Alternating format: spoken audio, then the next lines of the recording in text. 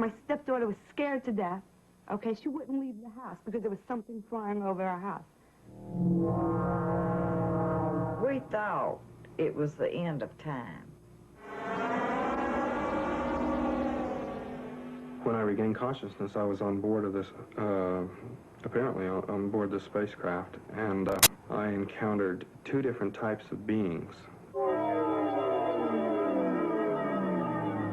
We have photographs, we have films, we have expert witnesses. What more do you want? We could prove that these objects exist. We're past the point of proving they exist. The question now is, why are they here and what do they want? Unidentified flying objects, UFOs. Are they spaceships from other worlds traveling through our galaxy, or are they something else? So far, we cannot escape our own solar system. Our technology has placed man no further out than the moon. If we can't travel to them, can they be coming to us? The American government says no. Despite films like this, they say it's physically impossible, so they've closed all their official investigations of UFOs. That was a fallacy. 69, they claimed to the public that they closed the doors, and they didn't, because the document shows that they continued on gathering information. So that was an out-and-out lie. Under the Freedom of Information Act, some Americans petitioned the government for the release of top-secret UFO documents. These documents, they claim, suggest a cover-up, a cosmic Watergate. All we want to know is what's going on. We want the government to tell us the truth.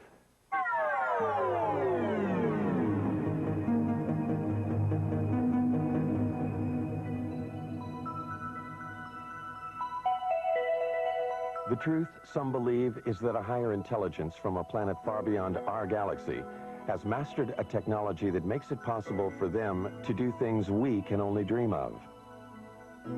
They believe that these beings are penetrating the galactic mist that shrouds and protects our planet. Some believe that these extraterrestrials' technology is so advanced that they might even have visited us long before the birth of Christ. Are there secret messages carved in the stones of the pyramids of Egypt? Messages that tell us of the mysterious voyages of ancient astronauts? On the pyramids of Egypt and Mexico and in primitive cave drawings all over the world, there are carvings and images that many describe as being of intergalactic travelers dressed in spacesuits and helmets.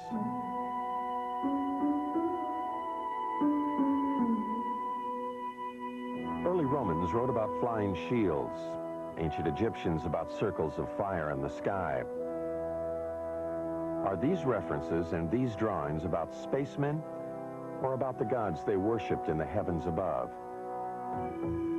Aliens from other worlds with extraterrestrial powers are credited by some with having moved the great stone monuments of Easter Island.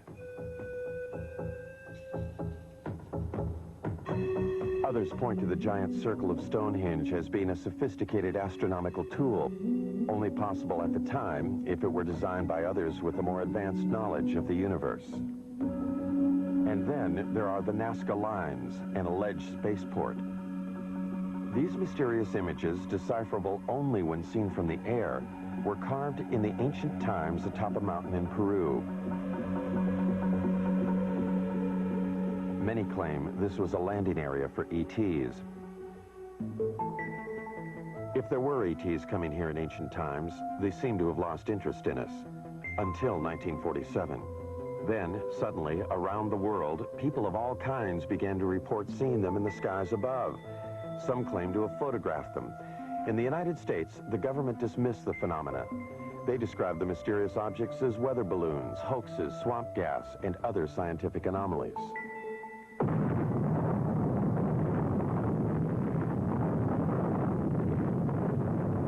World War II had just ended.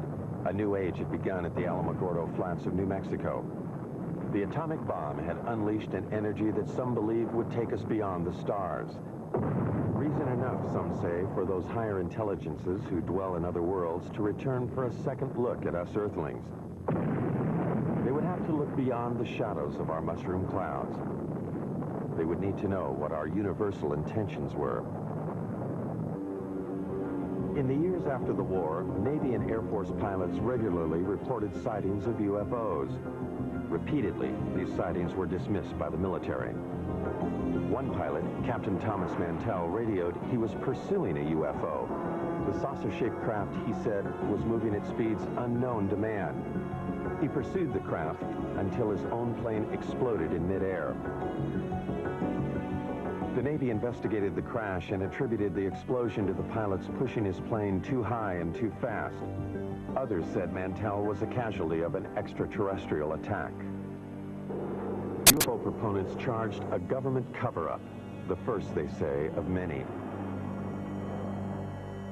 UFO investigators allege that the government cover-up went into high gear with the Roswell, New Mexico incident in July 1947. Roswell was the site of an Army Air Force base 118 miles from the atomic testing grounds at Alamogordo and only 220 miles from Los Alamos, birthplace of the atomic bomb. On July 2nd, this rancher, Mac Brazel, saw something crash in a field outside town. Brazel died in 1963, having kept a pledge to the Air Force to keep secret the story of what really happened in this field. Brazel talked to only one person about those events, his son, Bill, now 60 years old. He told him that whatever crashed here was something he could not identify. According to my dad, there was a bad thunderstorm the night before. The next day, he was out on the ranch, and he found this debris. And he picked it all up in his pickup and was talking to people, and of course there was some talk about UFOs. He was going to Roswell, and as far as I know, he got in touch with the Sheriff's Department. They in turn called the Air Force. Then the Air Force got with Dad and swore him to secrecy, and they came out to the ranch and picked up this debris. Major Jesse Marcel, the chief intelligence officer at the base, was assigned the task of collecting the debris from the crash site. His selection for the job, UFO proponents say, is proof that the Air Force knew from the start that... With my knife. I found one piece of metal, what looked like metal anyway. It was not flexible, but it was as thin as a foil in a pack of cigarettes. It was that thin. One of my boys told me, he said, there's something unusual here. He said, I tried to make a dent in this metal, but he says, you can't bend it. You can't make a mark on it. He says, I took a sledgehammer and whammed it. I put it on the ground and whammed it. The sledgehammer bounced off of it. When Major Marcel reported his findings to officials back at the base, they issued a startling press release.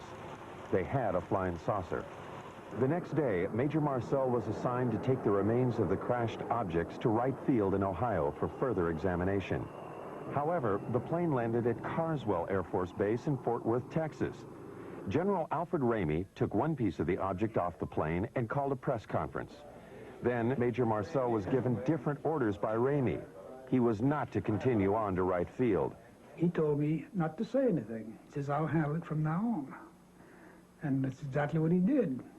When he came out, he said, he told the press that was there, he said, that was nothing but a weather balloon, crashed weather balloon. Marcel, under orders not to say what he believed, only recently spoke out against the Air Force's revised story. It was definitely not a weather balloon. And it was an aircraft. So what it could have been, I wouldn't know. I still don't know. Mac Brazel, who had a rancher's knowledge of such things, told his son that, like Major Marcel, he knew the object was not a weather balloon. He said that's what the Air Force tried to make him believe, that it was a weather balloon. And he said, Bill, he said, it was not a weather balloon. He said, I don't know what it was. But he said it was something altogether different and much bigger. If extraterrestrials are going... Philip Klass, the military expert, disagrees. The fact of the matter is that it was not a weather balloon as such. It used a weather balloon as a vehicle, but what it was is called a radar corner reflector. It's an object that is roughly hexagonal, so that it can be tracked by radar, and no matter what angle this hexagonal thing is pointing, it always returns a strong radar echo. So the object was not a weather balloon as such, but it used a weather balloon to hoist it. If the object were only a weather balloon, UFO proponents say, then why did the Air Force pledge Mac Brazel to secrecy? And why did the Air Force pursue his son in the months that followed? Only 22 years old at the time, Bill could not help but be intrigued by his dad's discovery of the strange materials in this field. He searched for and found some remnants of the crashed object. And I was talking about it. I went into Corona, and I was sitting there in a beer joint, and of course, my friends was asking me if I'd found any more or anything like this, and I said, well, I'd picked up a few scraps, about a cigar box full, and somebody, I don't know, must have informed the Air Force, because first thing I know, I have visitors, and they say they'd like to have this material. And they didn't tell me they'd confiscate it. They just said, well, like we're going to have it one way or the other, you know. What Bill and his father found was taken to what is now called Wright-Patterson Air Force Base. Some believe, however, that much more was taken there. What they say is the actual shell of a spacecraft. This spacecraft, they allege, was struck by lightning, causing pieces of it to fall away into Mac Brazel's field. The craft itself, they say, crashed 78 miles away. The story has it that the spacecraft and the bodies of its alien crew members were then taken to Wright Field and stored in Hangar 18. Myth or fact? The Air Force denies the existence of craft or ET bodies. Nothing has surfaced in the Freedom of Information Act released top-secret government documents. Nothing to support what some claim is this actual photo of an ET's arm. The Air Force also denies the existence of Hangar 18 itself. Senator Barry Goldwater has written that he has tried to gain access to the legendary building. In letters to UFO proponents, Goldwater enigmatically says that he has given up trying to solve the mystery. Not because he's satisfied with what he hears, but because it's just impossible to get anything on it. Nuclear physicist Stanton Friedman, however, believes the evidence is there. There's just no question at all in my mind that a saucer did crash, that bodies were found by the government, that the saucer itself was picked up by the government and carted off for study. The tremendous potential for gaining new technology from a thing is just enormous, and no government would be foolish enough to put it on display instead of carting it off to the laboratory. Look, it's one of these situations of where if I were a freelance writer or I'd like to make a story, I would love this story. It's great. It would make good copy. But unfortunately, or fortunately, I happen to be a scientist, and I have, you might say, the Hippocratic oath of a scientist. I will not say something is so until I'm very certain in my own mind that it is. So as far as the creatures are concerned, I honestly don't know. Dr. Hynek, a noted astronomer from Harvard and Northwestern universities, has been a persistent investigator of UFO cases. In 1952, he was asked by the Air Force to join Project Blu Book, their UFO investigation unit. 17 years later, he joined Air Force Secretary Harold Brown at a press conference to announce the team's conclusions. None of the evidence that I have examined would indicate any proof at all that we are being visited by extraterrestrials. What is the Air Force hiding in this investigation? We have not been hiding anything. The investigations have been made public. The explanations of those where there is a clear explanation have been made public. The hearing this morning was public for just that reason. Project Blu Book was activated to deal with what the media was calling flying saucer hysteria. They investigated 12,518 sightings. They could not explain 701 of them. Doubts lingered long past the report's publication. Even supporters of the project's conclusions had to wonder about photographs like these. In a series of 3 pictures, one can judge relative size because of the car window, the telephone poles, and the highway. One can also speculate about the dirt being kicked up into the air. Dr. Hynek, the leading scientist on the Blu Book panel, began to have doubts. He personally went to Brazil to talk to the man who took these pictures. He discussed the matters with the president of Brazil and with photo analysts on both continents. By 1973, he had completely reevaluated his Blu Book experiences. He now became a critic of the investigation and an advocate for more UFO study. I was there at Blu Book, and I know the job they had. They were told not to excite the public. Don't rock the boat. And I saw it in my own eyes happen that whenever a case happened that they could explain, which is quite a few, they made point of that and let that out to the media. Things that the cases that were very difficult to explain, they would jump handsprings to keep the media away from it. For they had a job to do, to, whether rightfully or wrongly, to keep the public from getting excited. Hynek's concession that it was possible that extraterrestrials were visiting us raised the UFO debate to another level. A major establishment astronomer and a man trusted by the Air Force was now saying that intergalactic spacecraft could be traveling through our solar system. His pronouncements caused scientists who might otherwise have stayed out of the UFO debate to enter it. They called Hynek's proposition fantasy. But if we just think of our own galaxy, you know, it's 100,000 light years across. That means to travel from one side of that galaxy to another side, to the other extreme edge, would take you 100,000 years if you traveled at the speed of light. Now, there's very good evidence that nothing travels faster than the speed of light. I mean, it seems to be the ultimate speed limit in the universe. If, however, aliens know something we don't, suppose they are able to transform space and time or manipulate space and time in some way, or travel in other dimensions, then all things are possible. As man has entered the space age, the concept that all things are possible has indeed become part of a new way of thinking. Some of the men who investigated Blu Book were born before the Wright brothers flew at Kitty Hawk. They conducted their investigation before man flew faster than the speed of sound. Even the men who flew our space missions concede unusual experiences that they cannot explain.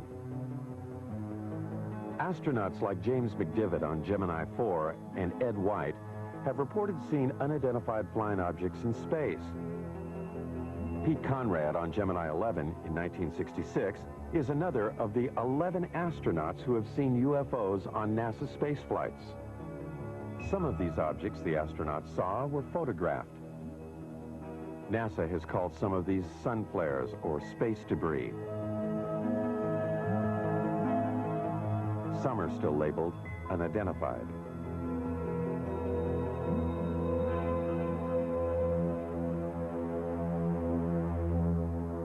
Astronaut Gordon Cooper was so impressed with an unidentified flying object he saw that he wrote about it to a special United Nations commission studying the phenomena. He wrote, "I believe these extraterrestrial vehicles and their crews are visiting this planet from other planets, which obviously are a lot more technically advanced than we are here on Earth." Recently, Cooper reversed himself. He does not now believe that what he saw was an extraterrestrial spacecraft. Another of the original Mercury 7 astronauts, however, has not changed his mind about what he saw on a test pilot flight in 1952. Deke Slayton.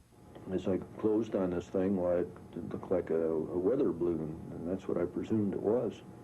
And I had plenty of gas and time, so I decided I'd just come back around and make a pass on it. And I got around where I should have been coming back on this thing. All of a sudden, it didn't look like a balloon anymore. It looked like a saucer sitting on edge, about a 45-degree angle. I didn't have any gun camera film on board, unfortunately, or I'd have shot some pictures of it. And about that time, I guess whatever it was, for whatever reason, just took off climbing at about a 45-degree angle and just accelerated and disappeared. And I obviously couldn't follow it with an old piston engine fighter. So I turned around and went home. Some UFO observers, however, have had camera and film on hand at the critical moment. This footage was shot from a helicopter off Catalina Island in 1966. Some say this is a single-wing aircraft. This film was shot by the coach of the Great Falls, Montana minor league baseball team in 1950. The Air Force says it is a picture of two aircraft. This film was shot by a newsreel unit in Guatemala in 1976. Some say this is also an aircraft.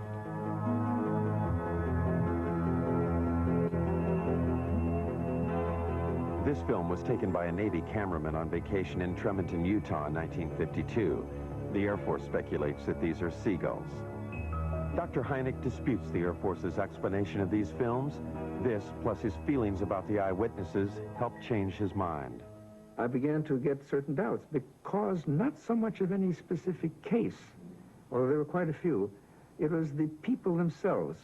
I said to myself, well, now, come on, how much longer am I going to call these people crazy?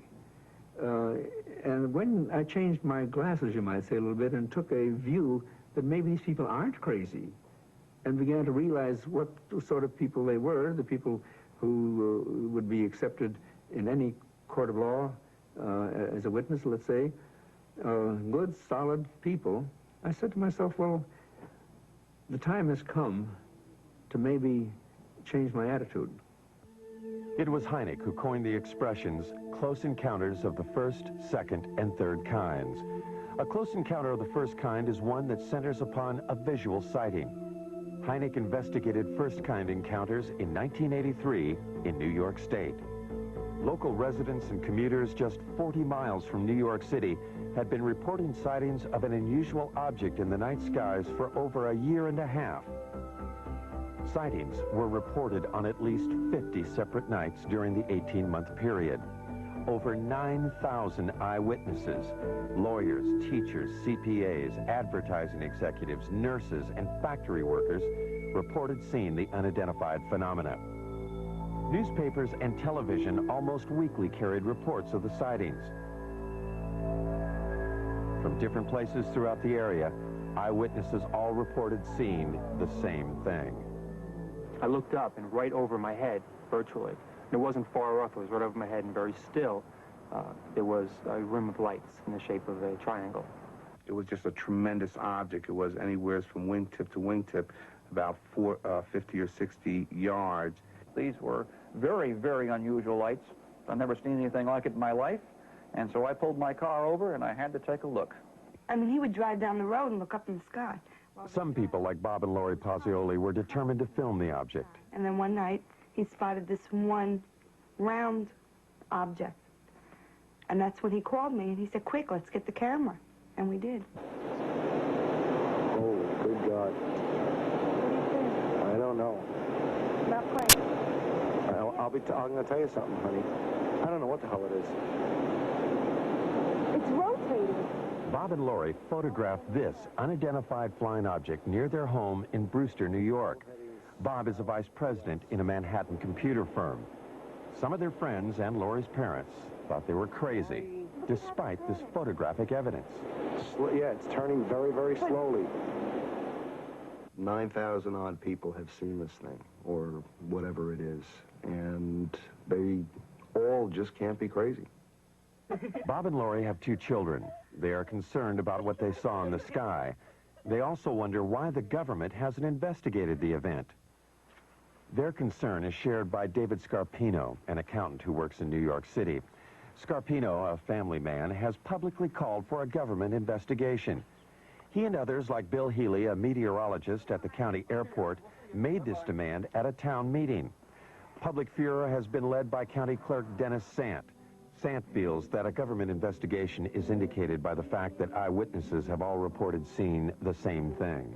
You know, the movement was almost like a probing movement. It was very slow, and it stopped periodically and stationary, where it just came to a standstill, and then it would move to another position, and the movement from one position to another was just extremely slow.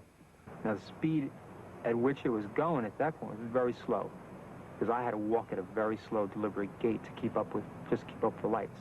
Every step I took, it moved a little bit. It moved in a very straight line, very slowly. There was absolutely no noise. When I walked away from it, at that point, it started to rotate virtually, almost as it was on an axis. It didn't make a big loop. It just rotated. that appeared, as I said, to rotate in the sky, change lights. Aircraft, I don't care how well precise you want to be in flying those suckers, you're not going to be able to make them move 90 degrees. All right, this thing did apparently rotate. You can't do that with aircraft. Could it have been an aircraft or many smaller light planes flying in formation? The media attention given the sightings prompted 6 pilots at a local airport to try to prove that it could be just that. Amused by the idea of UFOs, the pilots planned and flew at least 18 daring nighttime missions, flying in formation, sometimes without lights.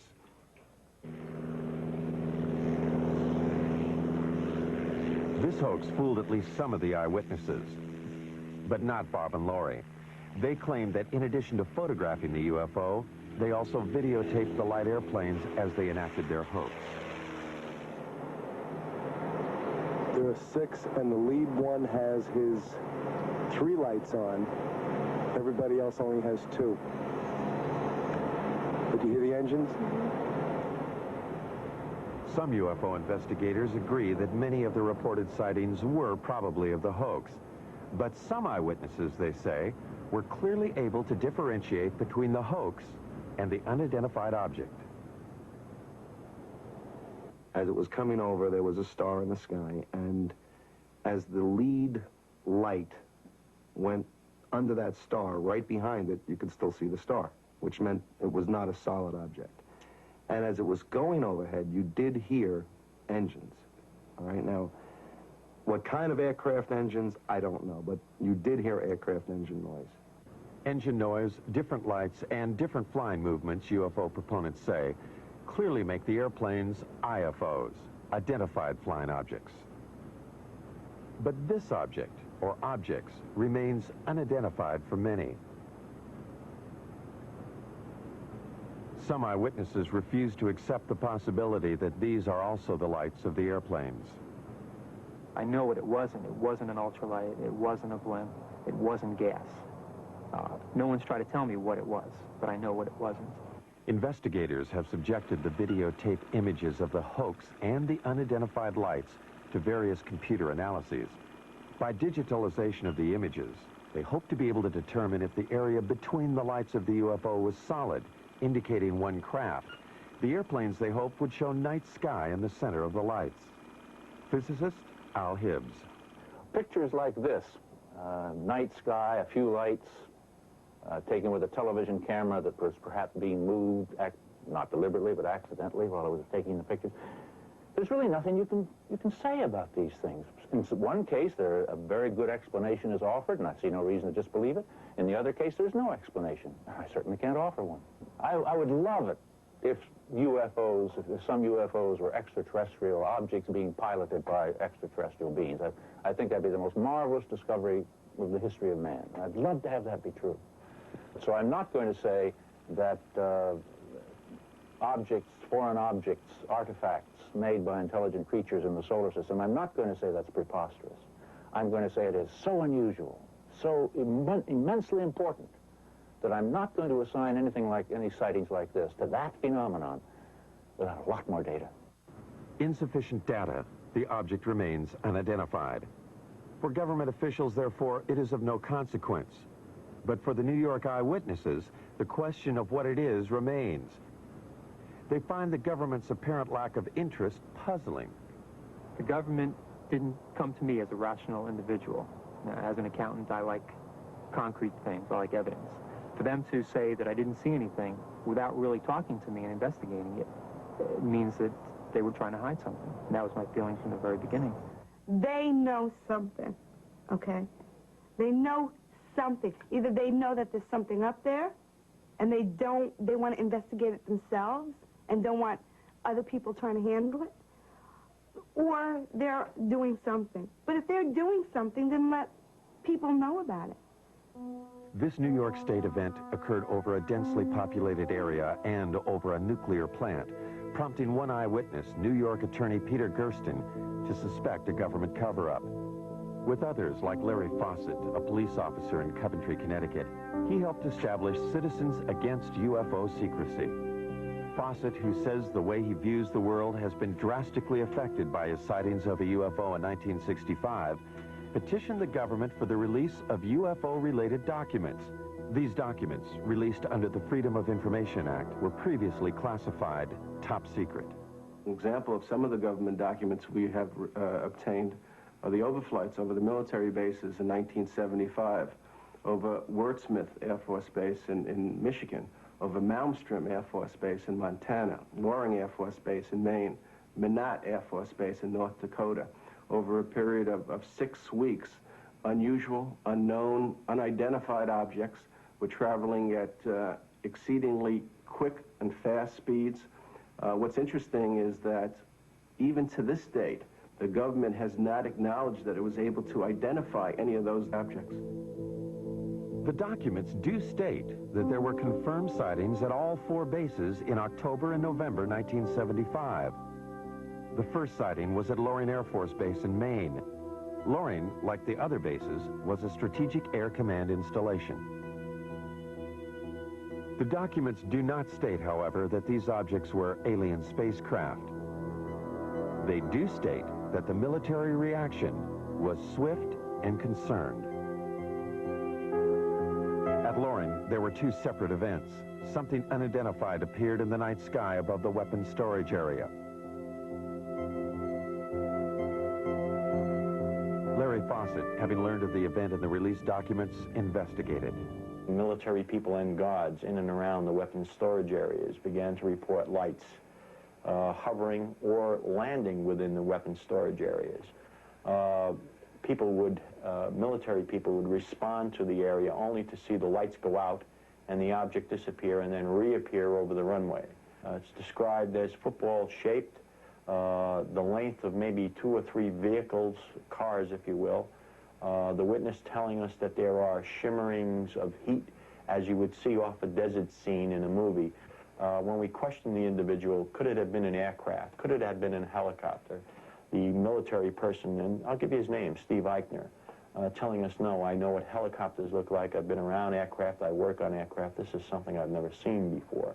The official records, which I quote in my book, indicate that on the first night, it certainly was a helicopter. It was described as a helicopter. Now, if the officers on the base, experienced pilots, if they don't know a helicopter, and we have to depend on some GI who's not a pilot, who comes forward not at the time, but years later, he claims to have been there and claims it was not a helicopter. Again, let's go on the official records. It is the official records that Fawcett uses to substantiate his claim that helicopters could not be the explanation. The military response at all 4 bases, he says, was too dramatic. From our documentation, we know of pursuits that occurred, scrambling of aircraft from Loring Air Force Base, and the chases went up into the Canadian territory, if you will, only to be lost around New Brunswick somewhere up in that area. There's no question there were overflights of unknowns, sometimes referred to as helicopters, but if you talk to the people, read the official government statements, it's clear that they were concerned, that there were scrambles of jets to go after these things, that they were being observed by highly qualified people. We were lied to, flat out, about those cases. And as a matter of fact, some of the documents we eventually got clearly indicated that there were instructions to local base commanders. Don't say anything about the sightings at the other bases. Make it appear to be an isolated instance. Military authorities will not comment on the 1975 overflights. They simply state that at any SAC installation, there would always be an immediate defensive response to anything unknown. Putting planes in the air, they say, does not confirm a penetration of an intergalactic craft. Citizens Against UFO Secrecy, however, refer to other documents they've gotten released by the Pentagon to prove their claims. In May of 1985, we've gotten a document that was classified top secret in 1948, and about a month after its release to the other agencies, its distribution, it was ordered, recalled, and destroyed, each and every copy. One copy was kept, and it has remained top secret, classified top secret for the last, 40 years almost. And in the document, the government acknowledges back in 1948 the existence and reality of the objects. The official military position about any document issued before the Project Blue Book investigation is that Blue Book later explained them. This includes a startling document written by a Canadian. Wilbert Smith stated flat out in his top secret memo, and I think it was declassified by mistake, frankly, that this is the most classified subject in the United States, even more so than the H-bomb, and that flat out, flying saucers exist. This is the opinion of one man, a Canadian officer, in 1947.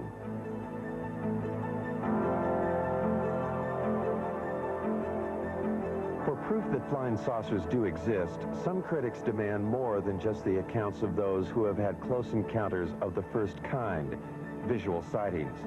Even when first-kind encounters are reinforced by photographs, they fail to satisfy the need for physical evidence. This woman claims that she has had a close encounter of the second kind. A second-kind encounter is defined by its having physical evidence. Vicky Landrum, along with her grandson Kobe Lee, alleges that they, along with Betty Cash, were on their way home from a bingo game when they encountered something they had never seen before.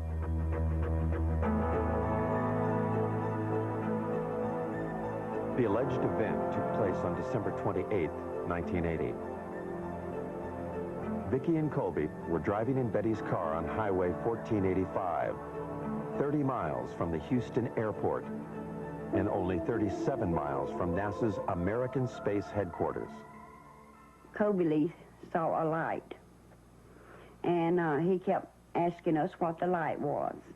And he kept pulling my face around and asking me, "Mama, what is it?" And I said, "Honey, I don't know." And Betty said, "I believe it's getting closer." And I says, "Well, it kind of looks like it," but we had no idea that we were going to get hurt. I would say within an instant or so, all of us noticed it because it lit up the entire sky. There was no way you could have missed it. It looked like the woods were being set on fire. And inside the car, it was so hot till my handprint is yet on the dashboard of Betty's car. They got out on their side of the car. I stepped out on mine. I stood behind the car door for just a second or so, and I walked toward the front of the automobile. I stood there for just a short time, I don't know how long, trying to see what I could figure this object out to be. It was diamond-shaped. It didn't mean it was sharp up here and sharp down here. It was kind of round, and the fire come out the bottom of it. But here was this huge object and flames shooting from it. And they weren't just small flames. They were gushing from it. And Kobe was hanging on to me. And he was trying to get, he started pulling away from me, and I pushed him back in the car, and I got inside the car and put my arm around him and hugged him up real close to me. We thought it was the end of time. I says, Kobe, don't be afraid. I said, if you see a man, it'll be Jesus. And I said, he'll come to carry us to a better place.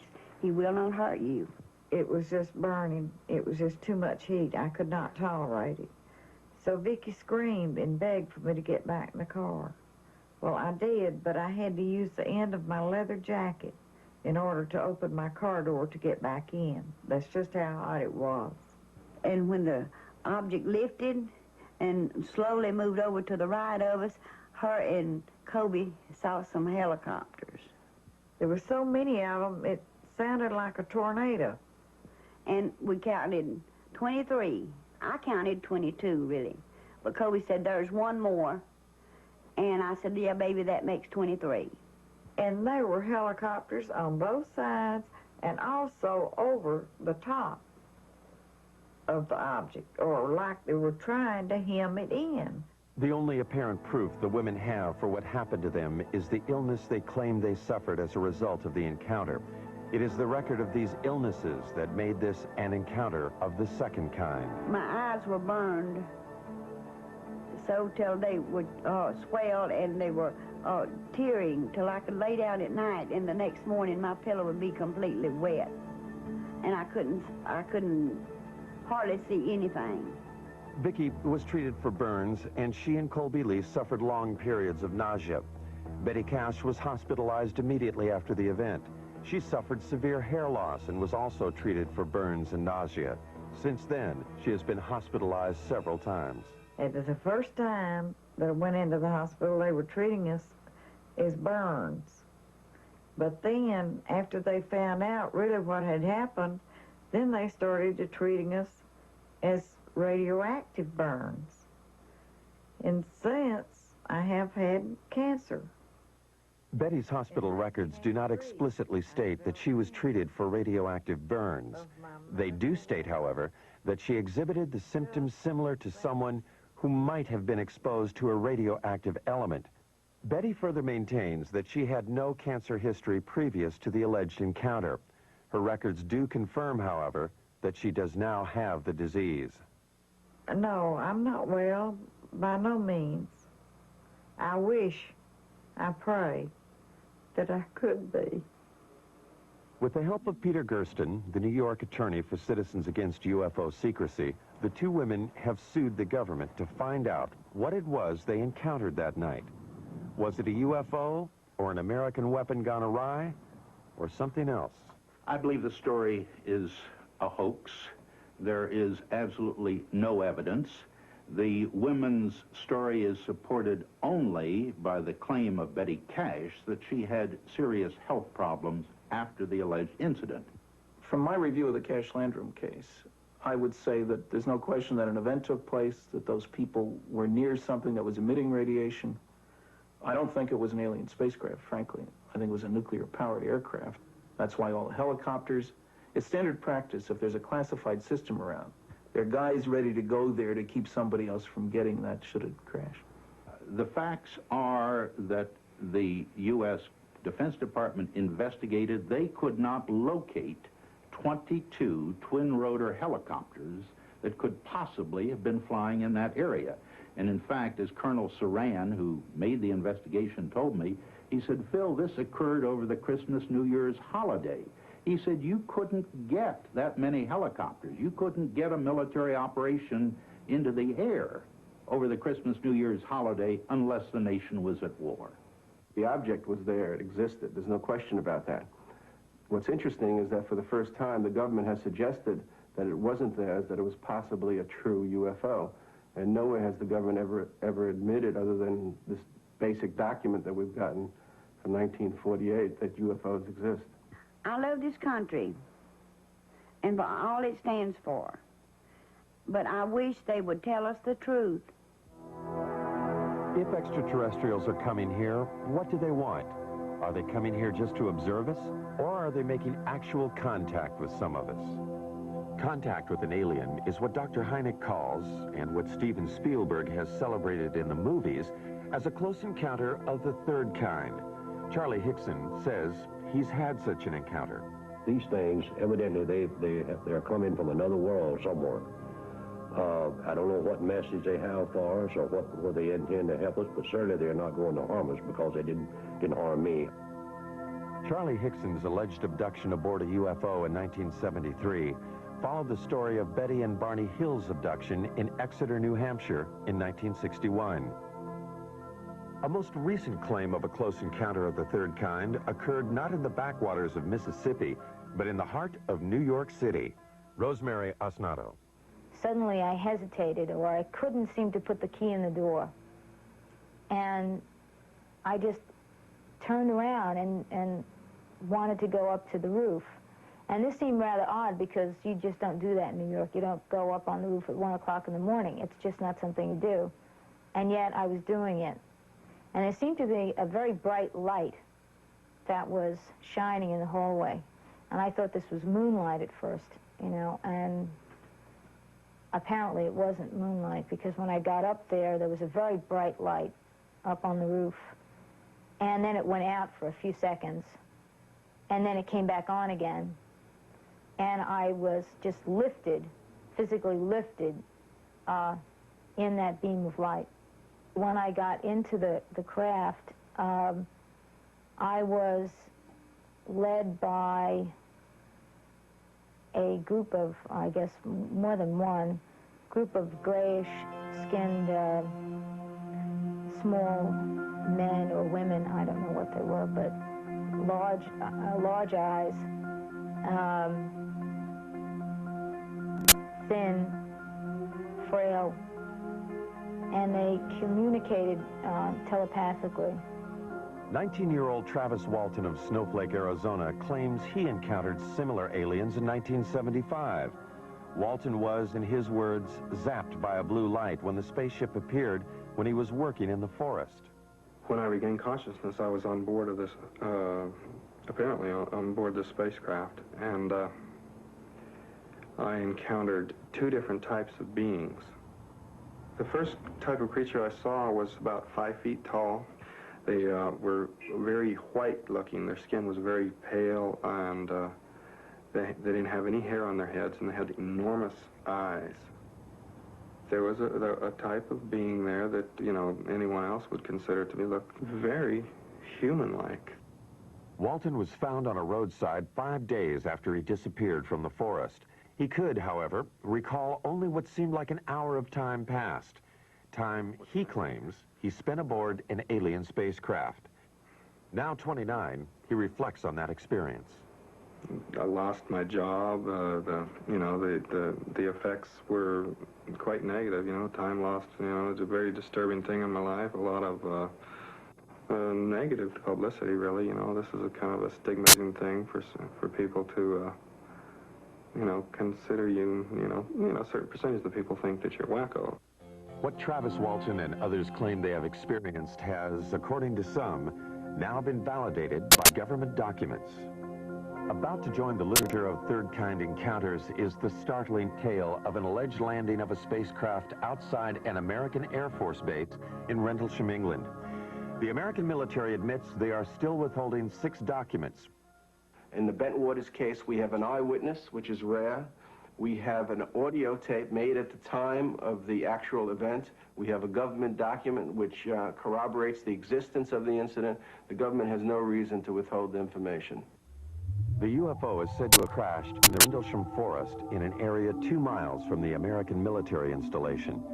Released Air Force documents confirm that military personnel were dispatched to the site on the first night. They reported seeing the lights of the mysterious craft. On the second night, after Geiger counter readings indicated increased radioactivity in the area where it seems something could have landed, the commanding officer of the base, Colonel Charles Halt, along with several officers and enlisted men, also reported seeing the UFO. Halt wrote this document reporting the sighting. It clearly indicated the presence of a strange glowing light that illuminated the entire forest. It tells of pulsating red and blue lights and of the objects disappearing.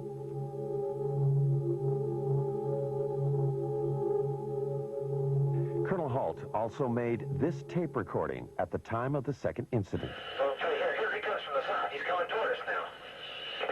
I'm observing what appears to be a beam coming down to the ground. This is unreal.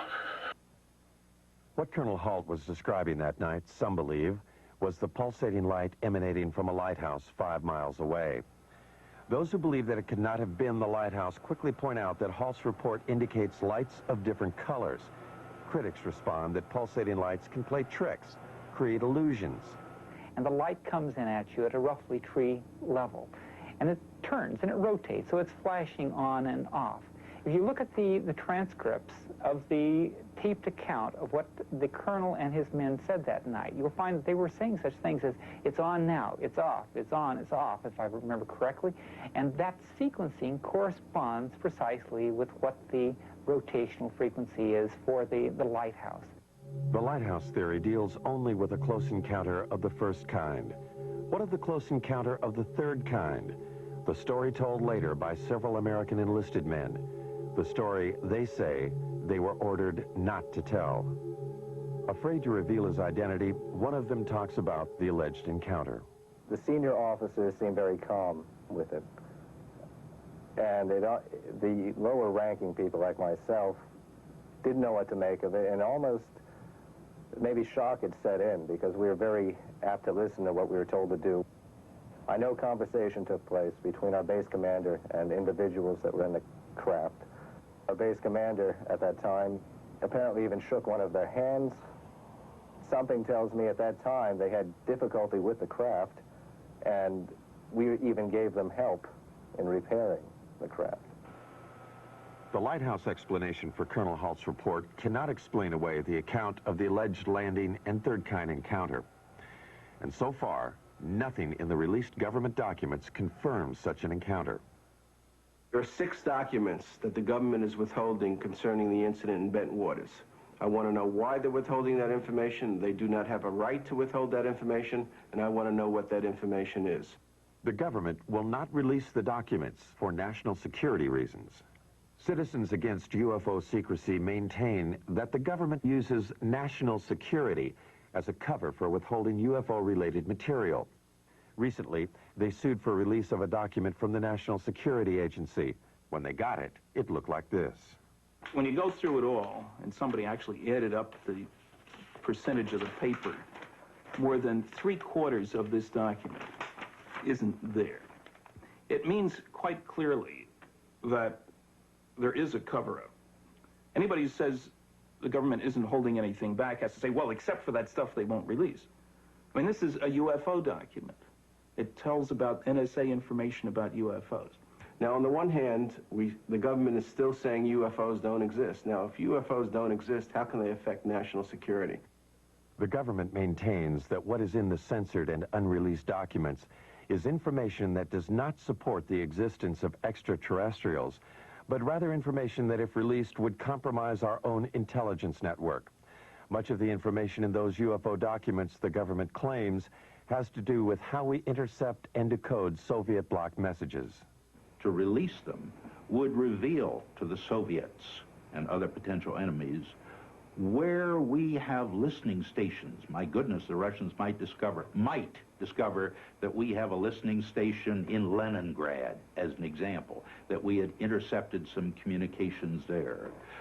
More important, it would reveal that we were able to decode Soviet coded messages. There are 3 basic reasons why the government does not come forward and release the information it has on UFOs. The first reason is technology. It is trying to learn as much about the objects before the Russians. The second reason is the vulnerability that could be shown by the revelations that might be forthcoming concerning UFOs. And the third reason is the hysteria that might be caused by the release of this information.